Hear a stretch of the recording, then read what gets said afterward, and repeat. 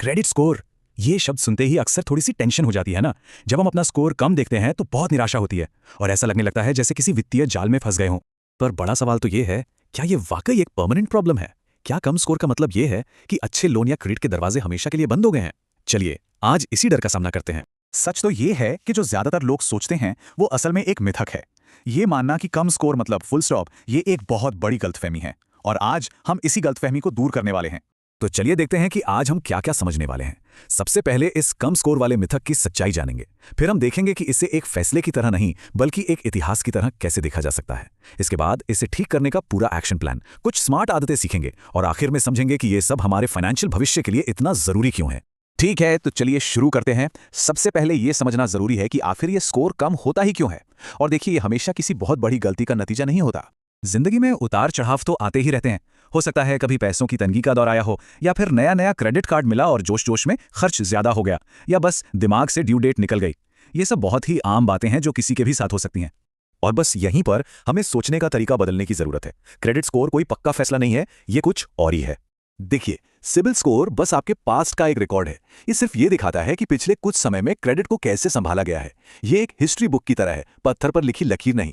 तो यहाँ दो बिल्कुल अलग अलग नजरिए हैं। एक तरफ है ये मिथक कि कम स्कोर एक ऐसी दीवार है जिसे पार ही नहीं किया जा सकता, एक परमानेंट ठप्पा लग गया। लेकिन दूसरी तरफ है सच्चाई कि ये सिर्फ एक शुरुआती बिंदु है, एक ऐसा रिकॉर्ड जिसे बदला जा सकता है, एक ऐसी नींव जिस पर फिर से मजबूत इमारत खड़ी की जा सकती है।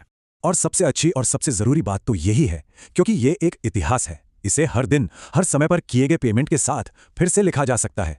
मतलब कंट्रोल पूरी तरह से हमारे हाथ में है। तो सवाल यह है कि ये रीबिल्डिंग शुरू कैसे करें। चलिए अब उन प्रैक्टिकल स्टेप्स पर आते हैं जिन्हें आज से ही शुरू किया जा सकता है। ठीक है, तो ये रहा 4 स्टेप का एक्शन प्लान। सबसे पहला और सबसे जरूरी, सारे बकाए चुकाएं, चाहे छोटी शुरुआत ही क्यों ना करनी पड़े। दूसरा, अगर कई सारे लोन और क्रेडिट कार्ड चल रहे हैं तो उन्हें एक ही लोन में मिलाने के बारे में सोचें।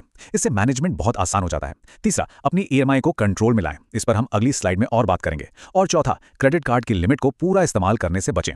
बैलेंस को हमेशा कम रखना बहुत जरूरी है। तो ईएमआई को कितना कम करना है? यहाँ एक गोल्डन रूल है, महीने की सारी किश्तें मिलाकर आपकी कुल कमाई के 30% से ज्यादा नहीं होनी चाहिए। ये वो जादुई आंकड़ा है जो लेंडर्स को दिखाता है कि कोई अपनी फाइनेंशियल जिम्मेदारियों को अच्छे से संभाल सकता है। जब तुरंत सुधार दिखने लगे तो फिर बारी आती है लंबी अवधि की आदतों की, वो आदतें जो एक मजबूत क्रेडिट प्रोफाइल बनाती हैं।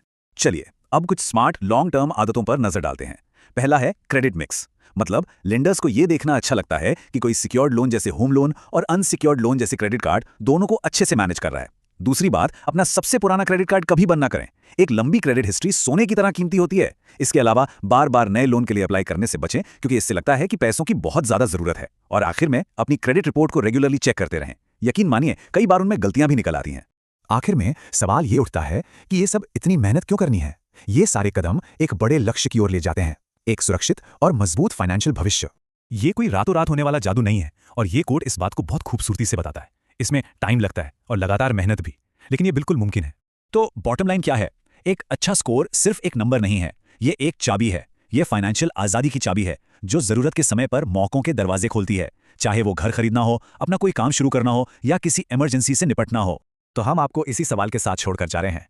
अपने क्रेडिट इतिहास को कंट्रोल करना सिर्फ स्कोर सुधारने के बारे में नहीं है, ये अपने सपनों के लिए दरवाजे खोलने के बारे में है। तो वो सपना क्या है?